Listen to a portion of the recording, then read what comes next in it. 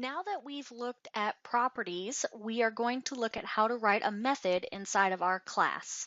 So here I am in class report, and you can put the method anywhere inside the body of the class as long as you're still inside the curly brace that marks the end of the class.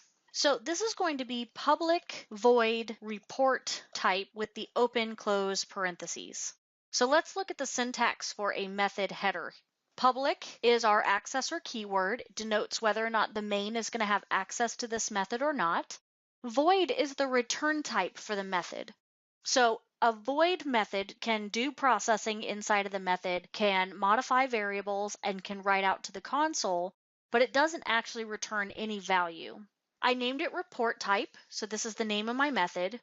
And then currently I don't have any parameters that I'm passing in or arguments for my method, so there's nothing that goes inside the parentheses. The body of the method happens inside of the curly braces. So in this case, I'm just going to write out with the console and use one of my properties, which was type. So it's going to say this is a whatever type that is currently held in the variable report.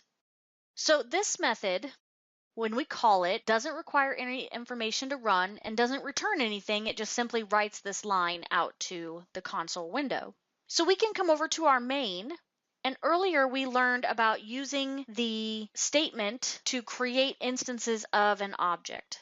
So here is an object creation statement. Remember, it's the object name, give it a variable name equals new object name, and then inside of the parentheses, any information needed for the constructor. Once you have an instance of the object that you can reference, you can then access the methods as long as they're public. So now when I run my program, I can see this is a quarterly report. So it's taking the quarterly information that I'm putting into the type, it's passing it to the constructor, so it's coming over to the constructor, it's placing it in our public property, and then it's writing out this statement when I call the report type method. Now let's look at two other examples of a method. Here are two more methods inside of our report class. The create report method returns a string instead of a void like our report type. By returning a string, we have to use the return keyword and actually return the data type or value that we say that we're going to return in the method header. When you create methods that require a return data type, when you call them, you're going to have to be prepared to accept whatever's being returned. This method is taking in an argument, or a value needed for the method to do its job. In this case, when we call the report count method, we'll have to pass an integer, which then can be used, modified, or written out inside the body of the method. Here are examples of how to call each method.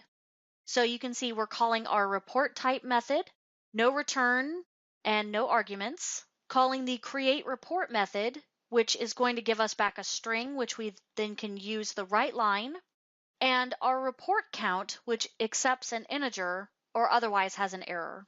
So when you run your program, you'll be able to see each one of the statements generated by the methods.